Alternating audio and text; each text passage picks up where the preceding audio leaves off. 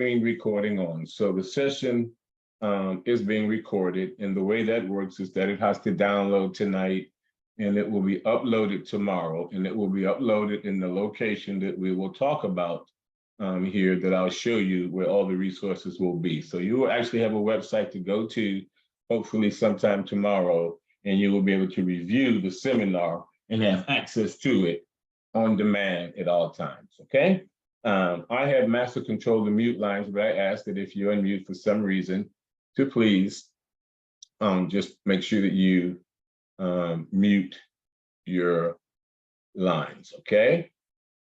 There is a Q&A thread that I have put in here, and if you can see the Q&A thread, if you have any questions, please try to put those in the Q&A thread and not necessarily in the chat, okay?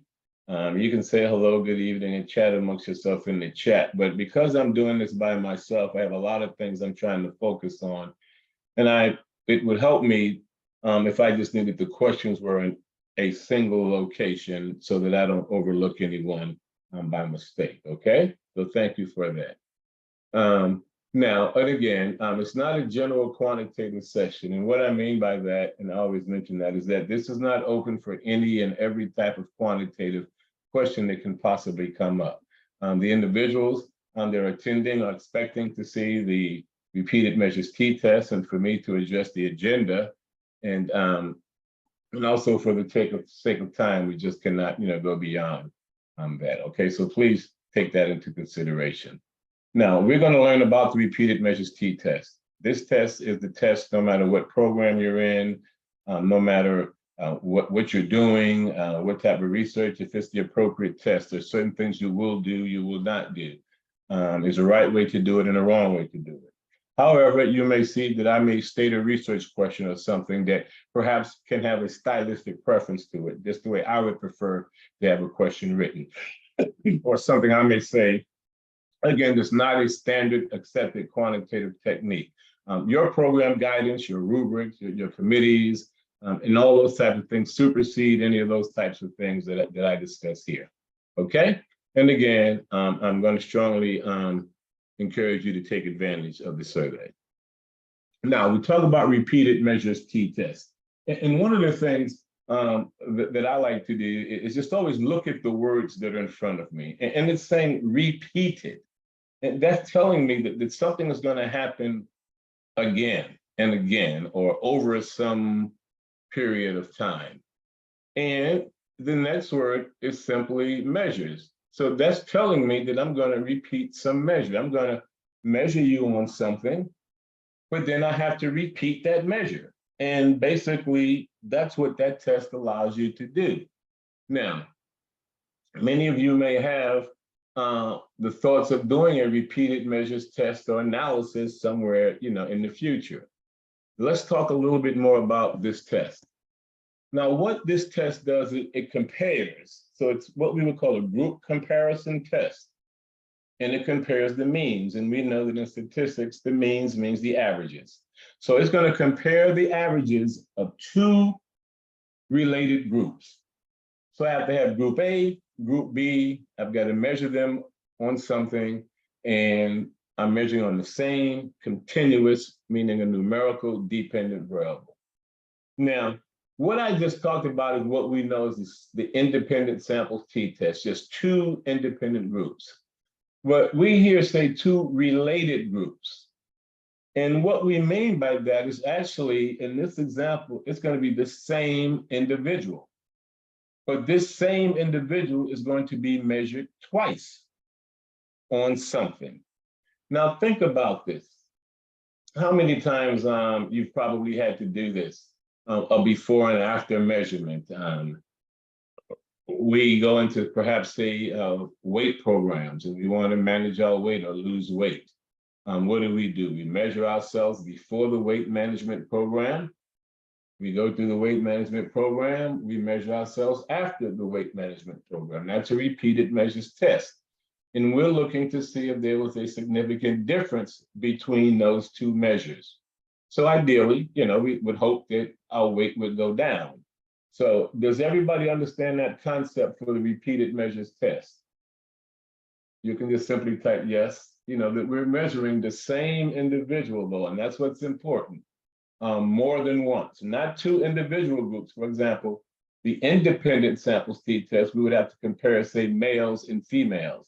So those are independent groups. But now, suppose we have related groups, very efficient and effective tests. Now, these are very powerful tests. What I mean by that? They are very good to use because they're very strong, excuse me, at finding that significant difference if it does exist. Now, what do I mean by that? Very strong. Well, we know that if we have independent groups, males and females, that they differ so much systematically in so many ways that if we want to measure them on, say, a dependent variable, let's say trust, we may get different numbers, different averages, but we don't know if that's truly due to them being male or female or all those other systematic differences of being a male or female that really add up to that outcome score. But what if you measure my trust today and then measure my trust a month from now? I'm the same person. You see, I'm my own control. You're not going to have all that noise in your research. Do you understand that concept? You're not going to have a lot of noise. There's not going to be a lot of individual differences because the two measurements are related, meaning they're coming from the same individual. Does everyone understand that concept? Because if you're doing a study like this, you want to make sure you discuss that. And why that's important is because of that, it allows you to be able to get away with, yes, smaller sample sizes. So when we talk about why we use a test and we justify a test, this is a reason to do that, perhaps. You may not have a lot of numbers. And I've worked with individuals and said, well, I want to do an independent samples t-test. And I would say, well, okay, we may need 220 people. The individual would say, whoa, I can't get anywhere near there. I said, well, is there anything that was measured before and after with this group? And they say yes. I'm like, we can take that 200 and something down to almost 15 to 20 people. Amazing. But it's a powerful test. So I want to make you aware of that as you encounter your research. Now, of course, we know we have to have variables in the test, independent and dependent variables. The repeated measures t-test gets a little bit confusing because the independent variable is really something that we call time, no matter what you're doing. But the time is really two conditions or two times, time one and time two. Or think of it as the pre-test and the post-test. Does everybody understand that? And this is the way you would write this up. You wouldn't say your independent variable is gender or whatever this categorical. You would say it's time with two conditions, time one and time two. And that'll make much more sense when we look into SPSS. Does everybody understand that? Question, can I ask a question? Yes, you can. Would that be the same as, for example, with a study on the SAT, the mandatory would be one group of, say, 400, and the optional would be another group of 400? No, that's independent groups. You said the word other group. No, this is the same group. So let's just say an SAT, right? That I take the SAT before the term and I take the SAT after the term. That's the repeated measures. Oh, okay. So and you're saying that if in between the measures, perhaps there was some intervention to boost my SAT scores and you want to see if it worked. So the key is related groups, not independent groups. Okay. So just so I have it straight in my head. So the SAT, optional and mandatory, two different groups. Two different groups. Again, I don't understand your research situation, but no, that sounds like to me two related groups. Okay. Okay. Yes. Okay. Two related groups. Yes. Now, the dependent variable is something that you're going to measure that's a continuous and a numerical variable. And let's just say in this example, we're going to say fear of statistics. And think about it. Before you got on this call, you probably, if I say on a scale of 1 to 10, would you write down, what is your fear of statistics? Then in 40 minutes from now, I would say again, now what is your fear of statistics? I would hope that your fear of statistics would go down. But I have the data from each of you, which is the before measurement of your fear. We do the seminar here, your after measurement of the fear, and if we want to see if there's a statistically significant difference. Notice it's not two different groups. You are all the same group of individuals. I've just measured you 2 times. Okay, that's the key. Now, let's move a little further here.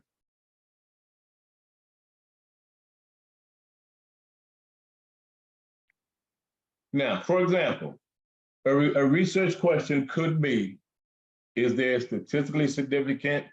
Remember, pre-test, which would be time 1, fear statistics, time 1, and post-test. You ever heard of pre-test, post-test? Same thing, fear statistics, which I measure at time 2 difference.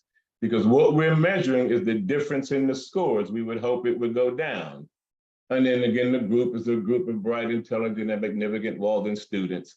But after attending Dr. Taylor's repeated measures quantitative seminar, this seminar would be what we would consider to be the intervention. Something that we are hoping is going to ease your fear of statistics. That's the concept of research when you're doing a repeated measures test. So in reading, we know the reading interventions work pretty much fantastically. But we would say, okay, let's take a group of students and let's measure them on reading comprehension before we do a reading comprehension intervention. Now we've done the intervention, let's measure their same reading comprehension. We would ideally hope that the reading comprehension would increase. So you just need to think of a situation like that where you have, again, repeated measures data, okay? And this would be an example. Remember, time 1 and time 2, and you're comparing the differences. Now, what I have here on the right is a screen capture taken right out of SPSS, okay? And give me a second.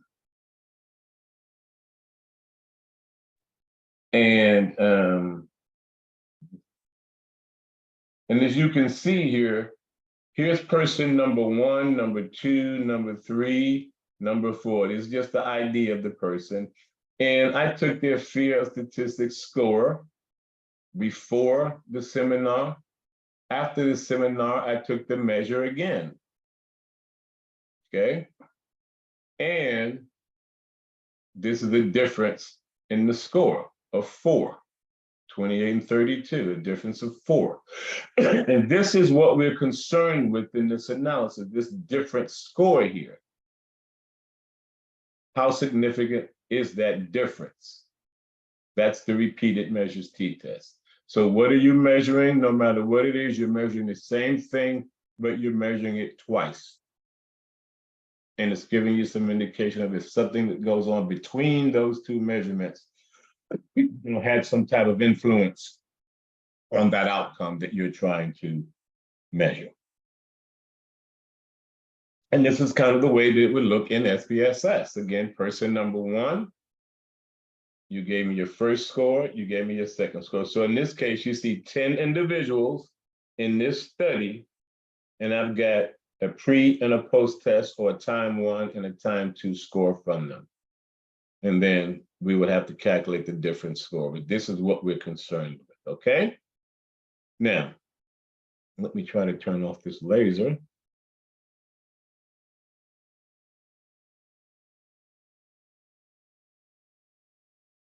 Okay, now, when we start to run any statistical test, as you're aware of, these what we call parametric tests, we know that there are data assumptions that we have to discuss.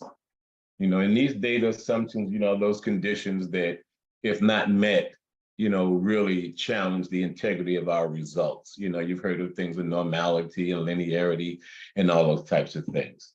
And we are concerned with those with the repeated measures t-test.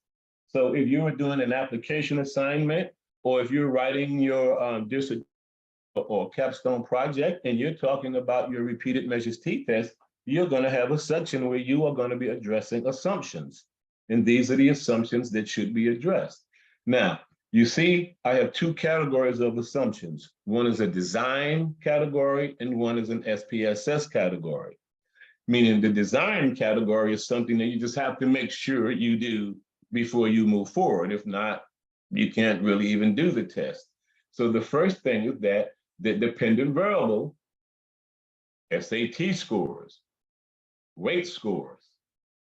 Let's say you're diabetic and you are on some diet management program and you want to test your A1C levels before the diet management program and after that to see, if your A1C levels go down. Anything that in between that intervention, you measure before and after.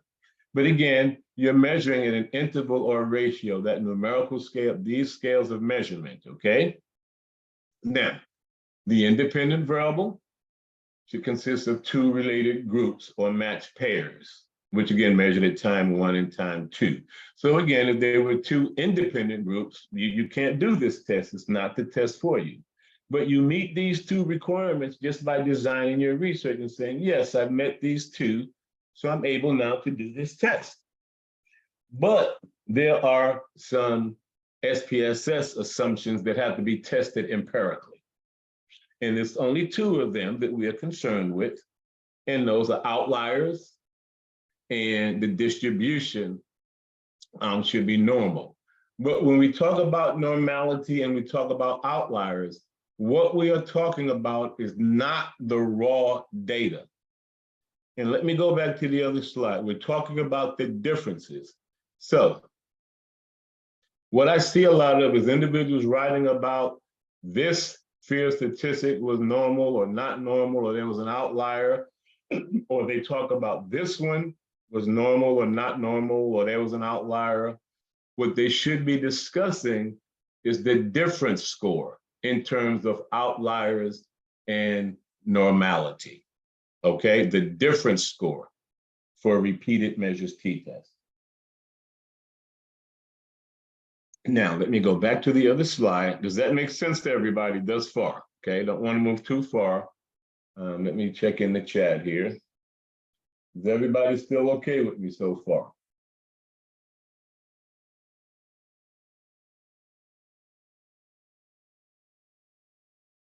Okay, thank you for that. Okay, so we know now that in SPSS, we got to do two things, check for outliers and for normality, but the normality and the outliers are the difference scores, so we understand what the difference scores are. Now,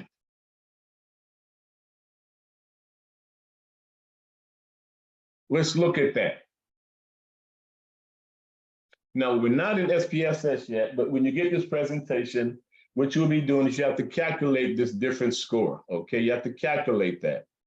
And that's done by something in SPSS, and we're going to get in SPSS in just a moment, but you'll have a slide that has this for you. And also, you'll always have the recording.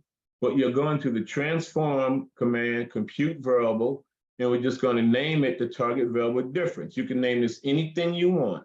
And then it's going to be a numeric expression box that come up. We're going to look at that. And we're just going to take the first variable, however it's labeled, minus the second one, hit OK, and it's going to do the math and create another column that shows us the difference score. And when we run this, what we end up with is what we had here. So think of this data set that we're looking at. Think of it, without the difference score. And then we ran that procedure, and now this just magically appears for us, okay? That's what that procedure did. Now, let's take a look at that. Let me try to escape here and get out of this. And what I'm trying to do is,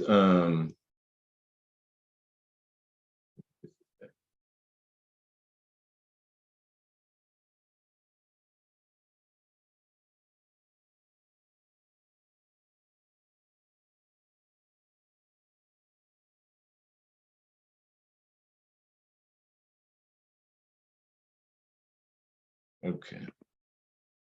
Now I'm going to get into SPSS here.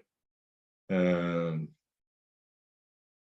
I have a data set up. Now, does everyone see the SPSS data set? If not, let me double check. I'm going to stop sharing for a second, and I'm going to share again. I'm going to share my screen, and you should now be seeing an SPSS data set. So I would need some confirmation on that before I proceed. Do you now see the SPSS data file? Okay, fantastic. Thank you.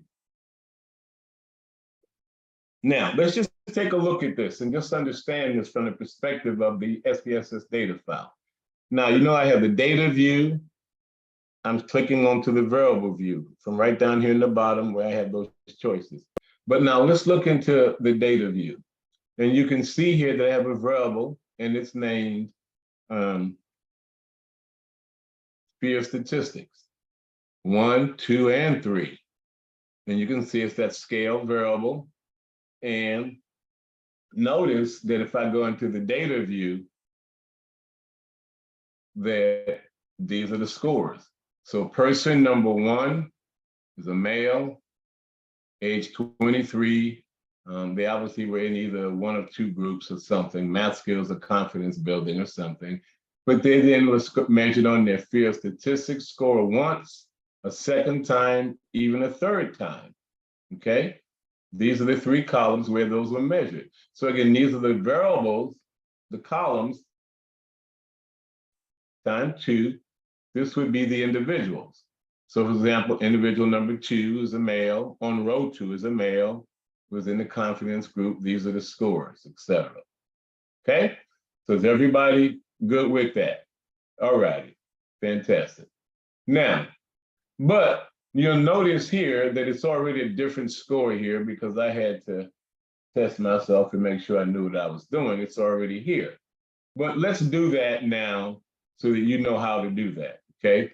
So again, remember I said that was the transform command up here in the top left, transform, and I'm going to compute variable, okay? Compute variable. Target variable, remember now, I can name this anything I want, but I'm going to just call it difference. And I'm going to call it difference 1 because I already have a difference variable in there. This is the numeric expression that I was talking about on the slide. We're just going to do the math now, let SPSS do it. So I'm going to take the sphere of statistics right here, which is the variable, at time 1, enter it, do a mathematical operation minus the sphere of statistics in time 2. You see that it's just a mathematical expression where SPSS now is going to take this sphere statistics 1 and the sphere statistics 2 and do that math. And when we hit OK, let's take a look now at the end, and you see the difference 1 variable now? It's been created for us. So now we have the difference score that we can move forward with to do other things. So I'm going to come back to the chat now. Does everybody see that? Remember, it's all about the differences between the first test and the second test. And that's it. That's the numerical expression to get us to where we have the difference score. Now we can assess outliers and we can assess normality of that difference score, not the raw data. But now let's go back to the PowerPoint and let me see what I'm supposed to do next here. So now, yes. Now what's going to happen, the first thing, let me get back to the presentation.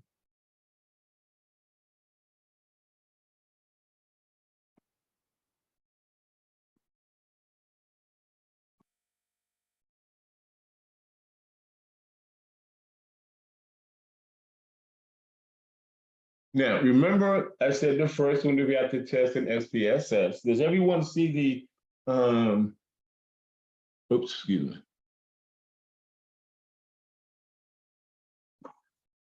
Give me a second.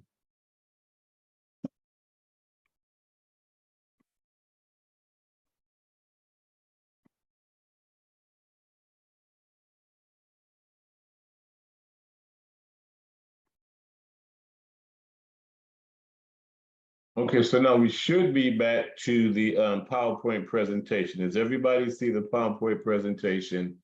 And I'm actually switching to a slide now called outliers. Does everyone see that slide for outliers? Yes, so now we're going to go through the process in a second, but this is just how simple you'll be able to assess if there's an outlier in the different score column. And you're going to do that simply through what we would call the examination of a box plot that I'm going to show you how to run. And notice that the outlier will be here, a little circle here telling you there's a case, and it will tell you the row number of that particular outlier. Row number 16 in the data set is an outlier. It tells us that. So the outlier assumption is violated, and it tells us that case number 16 is an outlier, okay? You can read a little bit further on box plots and things of that nature, but very helpful in group comparison studies, be it related or independent samples. So in this case, you may decide that you're going to remove that case from that final analysis. And that's simply all that you do. You identify it and say, hey, I'm going to move it, and then you'll eventually move that before you run the t-test. But now we have one other assumption, and that would be the assumption of normality. Again, that's assessed as the same thing with the independent sample t-test, which is the Shapiro-Wilk test. And when we run the Shapiro-Wilk test, we're just looking to make sure that it's not less than 0.05. If it is, then it's violated, meaning that that difference score was not normal distribution. We're okay here. So this assumption was not violated. So now we know that what we have to do is before we run the final analysis, we'll remove record or case number 16 and then move forward. That's it. Now, what we're going to do here now is let's go back into SPSS. Give me a second.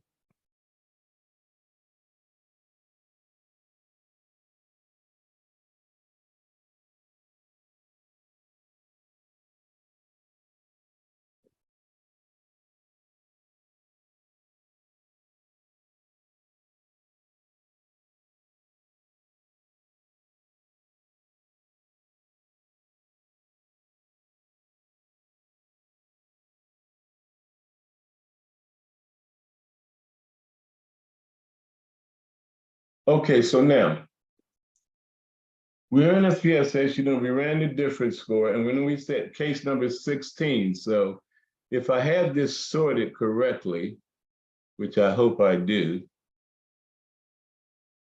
okay, so I'm gonna have to sort the ID, I believe, but let me double check something.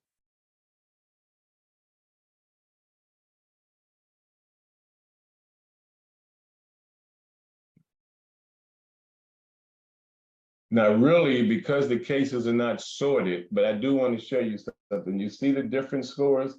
You see that number right there? That's actually the case right there. But what I'm going to do is I'm going to sort this so that you really understand.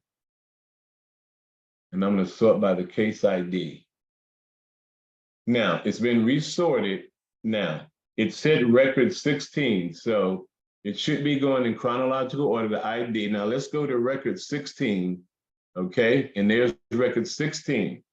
So this female was in the confidence skill group. These were the two scores, a difference of 10. 40 minus 30 is 10. SPSS is telling us, you see that difference score right there? That's a bit more extreme than all the others. Does that make sense to everyone? See that? Okay, does everybody see SPSS on the screen? Let me just double check. Okay, you're seeing the PowerPoint. Okay, fantastic. Let me get back to that. So give me a second here.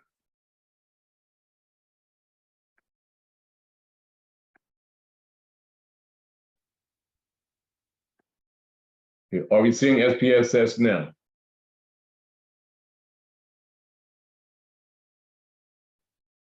Okay, so now let's do that then. Let's do it again.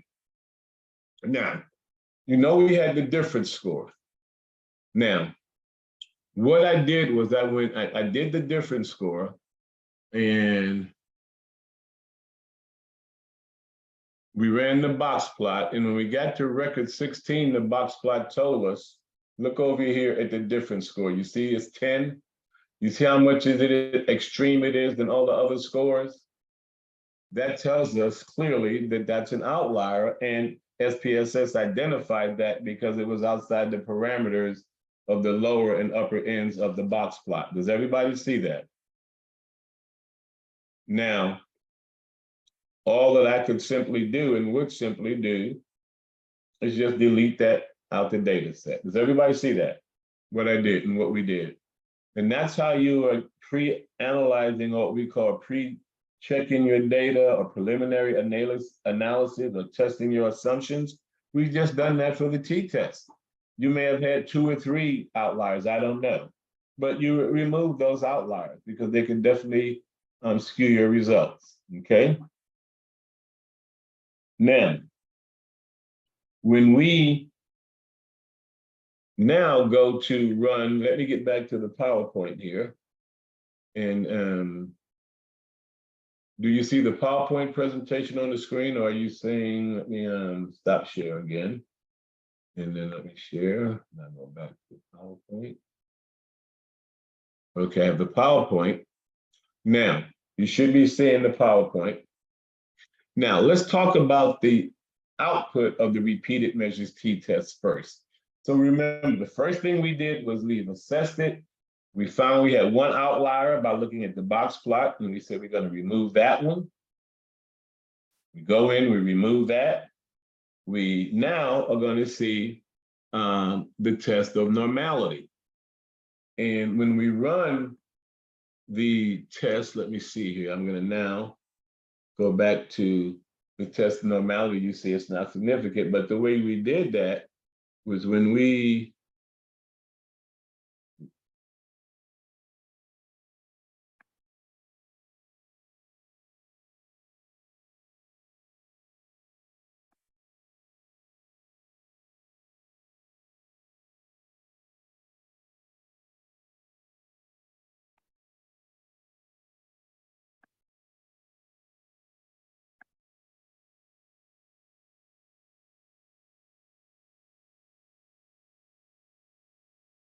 okay, so now, yeah. So what we want to do now for normality is going to be in what we call the analyze and descriptive statistics, okay? Because we're describing the data now. And we're going to go into what we call the explore command, okay? Analyze, descriptive statistics, explore. Now, you see the dependent list. This is where we're going to put in here the variable, again, that we're concerned with is the difference score, okay? This is the variable that we want us to run statistics on. And when we click statistics, you see we want the descriptives. We can get, continue. We can get plots. You see here normality plots with tests. That's the one you want. The normality plot with tests. When we click on that, we hit continue. And at this point, we'll just hit OK. And it's running everything. And you see the box plot there, but watch what we also get here. You see the test of normality here? The Shapiro-Wilk test telling us the assumption of normality is fine. We did not go below the 0.05 threshold. Does everybody understand what we just did to get our data ready? So you're still seeing the PowerPoint, okay?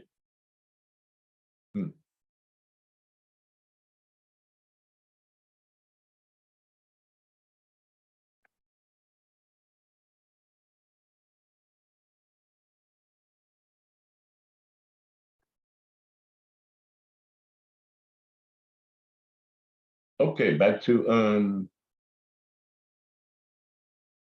are we looking at SPSS now? Okay, now, what I did to get here again was I went into the analyze command the descriptive statistics, okay? And in descriptives, I'm going to explore, analyze descriptive statistics, explore.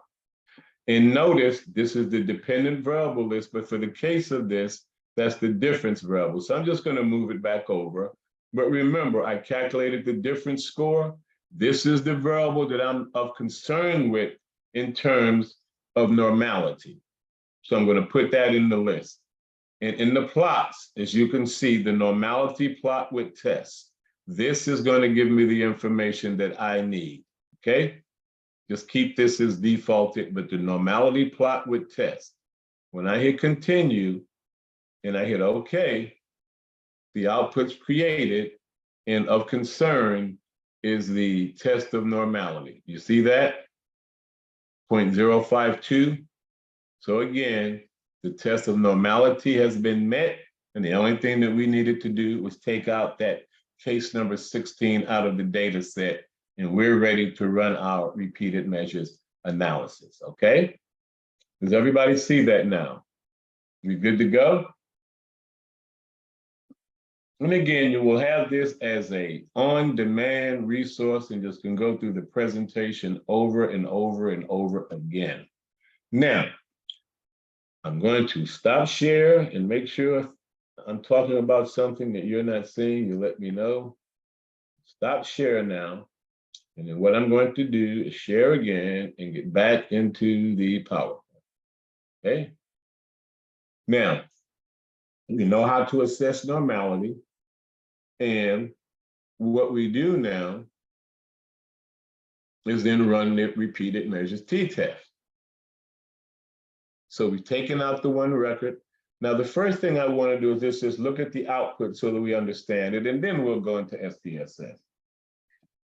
First thing that you're concerned with when you run that test, okay, is you can see the pair that we compared was the free statistics at time 1 and the free statistics at time 2. These are your descriptive statistics.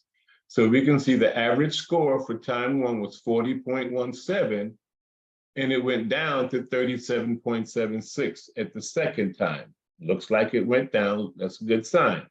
And there were 29 individuals. And remember, this is after we took out the one record, okay? Now, and these are just the standard deviations of the means, et cetera. The test of significance is the paired samples test. And the first thing of significance you're looking at is a two-sided, which is less than 0.001. That means that, yes, there was a statistically significant pre-test and post-test difference in fear of statistics between time 1 and time 2. So did the fear of statistics seminar have influence on that? We could say yes. That's what that means, okay? Now, what we're looking at here in the mean over here in this area is the mean difference, okay? You see the paired differences. Remember, you're talking about differences. So the average difference, the mean difference was 2.4 with a standard deviation of this, et cetera. And then the effect size is here using Cohen's D. That's a very large effect size. So this research is saying that this seminar was very, very helpful, not only in telling it was statistically significant, but the effects of it in terms of size and points was very huge. Now, let's go into SPSS and let's run that, okay? So now let me stop share. Let me share again and make sure that I have on the screen and share. And I'm going to bring up SPSS. And everyone should be seeing SPSS now. Do you see SPSS on the screen? I'll wait for someone types. So you see a data file. Okay, thank you, Sonia. Now, so to do the test, remember we ran the assumptions, tested those. Now, so the t-test is the analyze. Remember, we're comparing the means. But we're comparing the means. SPSS calls it paired samples, okay, not matched samples or repeated measures. They call it a paired sample. So remember, each person is really a pair. Their measures are paired. Their first measurement is paired to their second measurement, okay? And when we click on that, it'll say we've got to put variable 1 and variable 2 in here, okay? Now, what are those variables? Those variables are simply the fear of statistics at time 1, which I click and put as the first variable, and the fear of statistics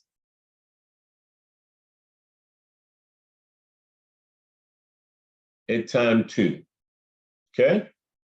That's it. If I was looking at another set, so I could run multiple pairs here if I wanted to, but fear of 1 and fear of 2. Now I have some options here and things like that. We're not going to worry too much about that. Always get the confidence intervals for 95%. Always do that. Now, what we do is we hit OK.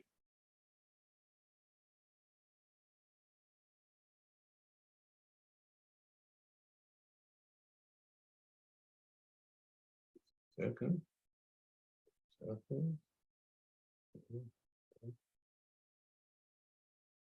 And there we go. There's the output.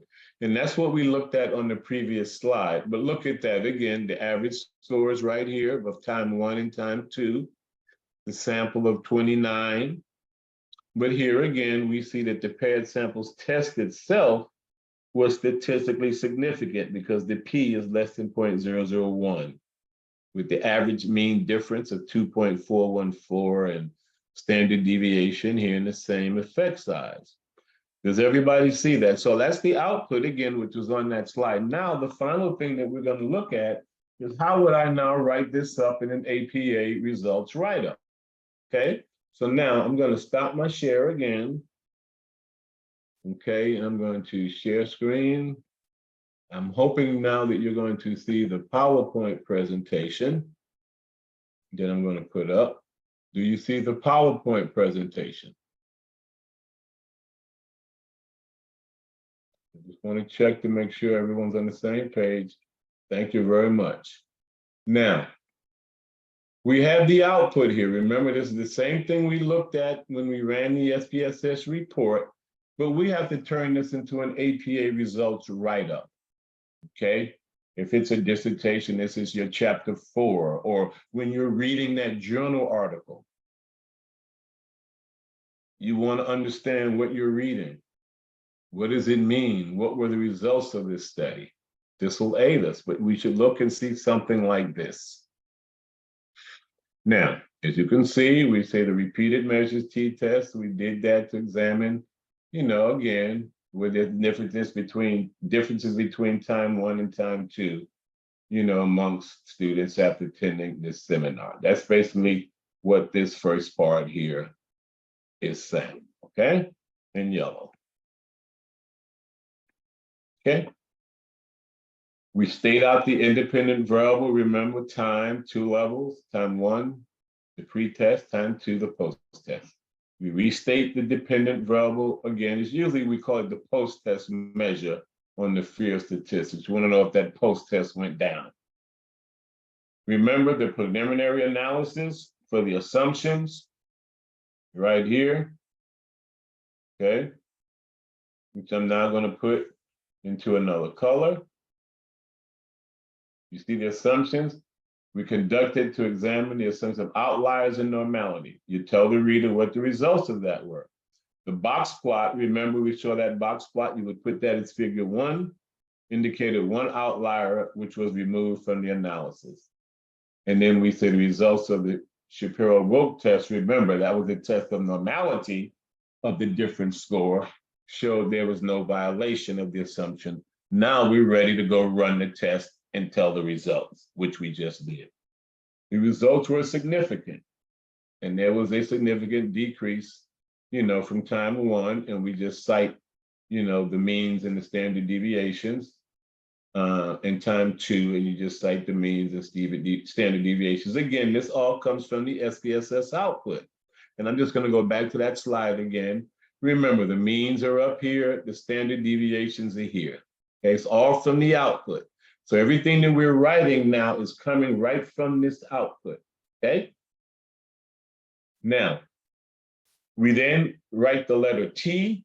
That lets us know it was a t-test. You've probably seen some studies and articles where that was an F in there. That lets us know that that was something in the F-test family, perhaps a regression or an ANOVA. But we know the T. But how do we know that? Look in the SPSS output. You see the T right there? Again, right there's the T. Now, 28 degrees of freedom, right there. Okay. Where does that come from? You see the degrees of freedom right here, 28 degrees of freedom. That is an indication of the sample size. So you had two related groups. If you took 30 minus 2, which were the number of groups, that's the degrees of freedom equals 28. That gives you some indication of the sample size. So you would know now that if this was a repeated measures t-test and they put 28 in here, that the sample was probably the 29 or 30 or something of that nature. It may have been some missing data or something, but it gives you some indication. Now you may say, that seems relatively small for a quantitative study, but again, remember, it's the repeated measures t-test. It is very strong and it doesn't require a large sample. And if you did the power analysis for this, it would probably tell you that you could probably get away with even a smaller sample size, okay? And then you just write the T statistic that was calculated, which is 5.489. And again, it comes right from the output. So you'll be able to extract from the output and almost just fill in the blanks. Again, you see the p-value and then the Cohen's d, which is down here, right there, Cohen's d, you're going to use the point estimate and you cite the 95% confidence interval. Okay, and that confidence interval is in purple here that I put, but where that means is that you see the confidence interval here, 0.563 to 0.1464. That's where the point estimate truly lies. So that 1.019 actually lies right in here somewhere. And on the lower end, it could be 0.563. And on the upper end, it could be as high as 0.1464. But again, that's for the point estimate, okay? And that's pretty much a basic APA results write-up stemming from a basic repeated measures t-test. Does that make sense to everybody? Now, just think about it. We could easily say, I could have taken your, say, knowledge of the repeated measures t-test 40 minutes ago. I don't know where it would be. And then I can say, now, let's measure your knowledge again. I would hope that there would be an increase. And all I would simply do would put those numbers in 2 columns and just go through the same exercise that we just did. Is there anyone out there perhaps thinking that this could be an appropriate test for them, pre and post test? Remember, it's very efficient in sample size, and sometimes what you have the ability to do drives your design and your type of test. I don't know. But you know now that as you're contemplating your ideas, that this is another tool and it may be appropriate. You may just spot that ideal data set. Wow, they collected this before that and after that. They collected this pre-pandemic, post-pandemic. Wow, it's sitting right here ready for me. Think about it. Very powerful test to use. So I want you to open your eyes up to looking at data and knowing what may be available to be, useful for you. Okay? Now, again, as you can see, the results have simply just come from the output. And we went through the basic steps, stated what we were doing, almost repeated the research question, identified the variables, ran the preliminary test, told us what the outcomes were and what you did, and then ran the repeated measures t-test to see if it was a statistically significant difference between time 1 and time 2. This would be more than sufficient for most research studies. You could throw in control variables, perhaps, after controlling for gender or something, make it a little bit more robust. But again, it's very efficient in keeping your sample size down, but very powerful. Okay? So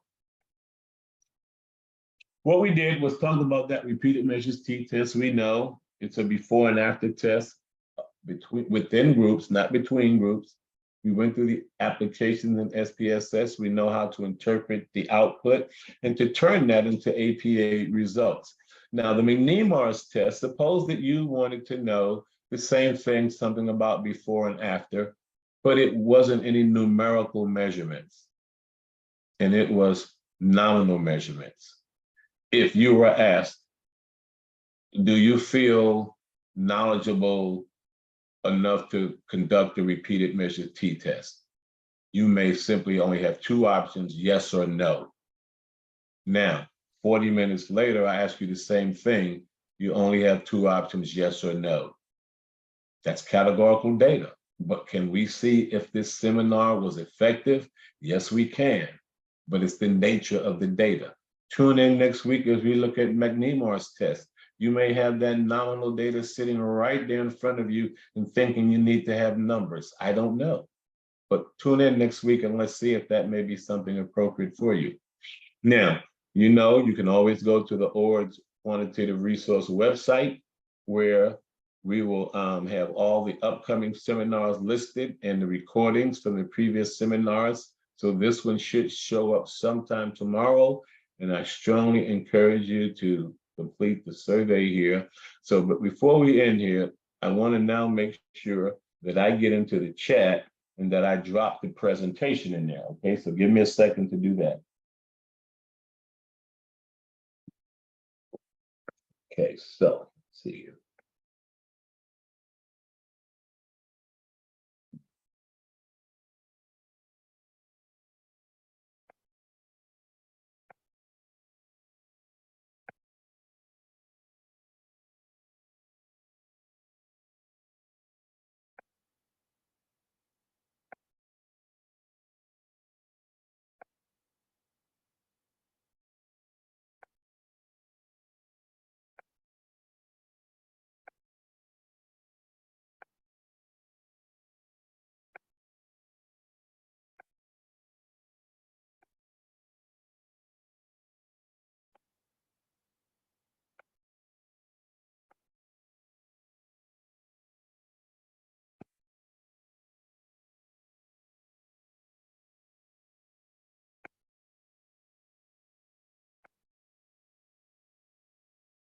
Okay, so please check into the chat now and make sure you see the repeated measures t-test PowerPoint in there, okay? Make sure you grab that. Let me know that you see it. It should be at the very bottom of the chat now. And make sure that you extract that before we close the session because you won't be able to get back and get access to it, okay? So go ahead and we'll make sure that everyone has enough time to get that out of there. Now, the next thing that I wanted to do is to take you to, again, what I wanted to do was put the link in here also so that you could, give me just a second.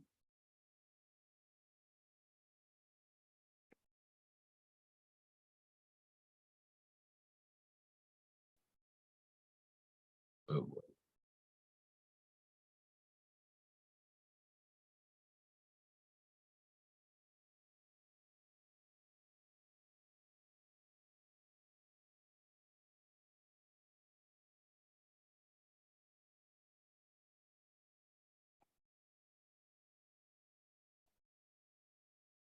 Okay, now in the chat.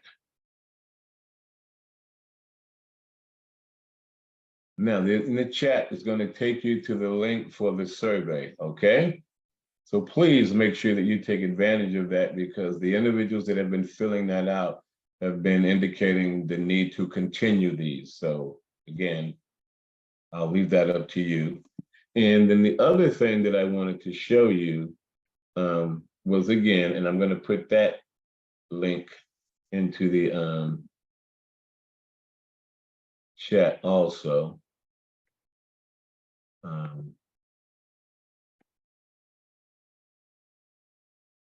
But again, you'll have this when you get the presentation and look at it, you know, in slide mode or even just copy and paste as I'm doing here. And let me see. Oh, no, that's not gonna. Let me see where this will get us.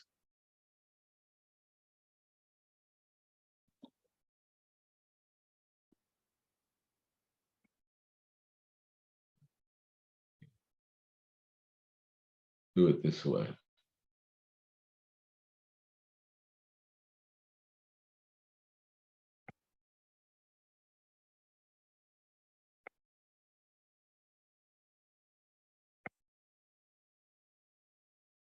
What I would really encourage you to bookmark would be this page right here. Okay. And what you'll see is I'm going to put the link here, but this is the page here that you'll see any upcoming seminars. Okay. So as you can see next week, we have, excuse me, tonight we're doing the repeated measures t-test, but next week we have the McNemar's test coming up and you can register right from here, okay? Now this repeated measures t-test will now go down to the bottom, okay? And will be a recorded seminar, which should show up here, hopefully sometime tomorrow. And then again, this will be waiting to be conducted next week. And when it's completed, it will go down here. But again, there should be new ones that will show up. So I'm going to take this page and now I'm going to copy this one and put into the chat. Okay. So if you would make sure you get that out of the class, out of the chat. And then you should pretty much have a wealth of resources. But I really want to point out that, you know, in these resources that we're looking at here, there's a wealth of quantitative resources here from descriptive statistics, basic SPSS theory and quantitative research, most of the basic types of tests, et cetera, et cetera. So again, I would hope that you would make this a site that you book and you use very frequently to aid you in your quantitative journey. So without further ado, that's all that I have. Are there any parting questions? What would you say your post, write down your post score and your you know, your pre-score and your post score, if it was such a thing, if you could go back in time and say my understanding of the repeated measures t-test, what would it have been an hour ago and now? So let's just type your numbers in. I'm just curious if you wouldn't mind just taking a minute to do that, just to get some idea. And then you could see that we could test that empirically if we really needed to do that. Okay. Now you don't have to do that, but again, I thought that'd be some fun. But anyway, I'm going to leave the classroom open for a few minutes so that everyone can get everything out of here that you need. Okay. And Shona, thank you very much for that. Just make sure you say that in the survey so that we can continue to, you know, it's the evidence-based information that drives courses of action. So these types of comments coming from you is what's going to hopefully continue us to do this. So again, thank you for your time and hopefully I'll see you next week. If not next week, take advantage of the on-demand resources as needed. And more so, just keep your eyes on the upcoming seminar recordings and sessions. Okay, so thank you very much. Again, I'm going to leave the class open for a few minutes just to make sure that everyone gets everything out of here that they need. Okay, 8 and 10. Okay, fantastic. That's good. Unfortunately, we would need more than one person, but that's great though. You see, so as you can see, that's what would happen, Jeanette. We would get that information of before and after from X amount of people, and then we could run, you know, that test to see what we get. Yeah. So yeah, that's very interesting. Okay. All righty, yeah. And that's exactly, you know, if you were conducting research, you would be doing something like this, you know, but you would get the number, the first number before you're going to do your intervention or talk about, you know, in the literature what intervention was done and get that second measurement. That's all you would need, folks, those two measurements. So we almost kind of did a live research study here also. And this is what you would be doing.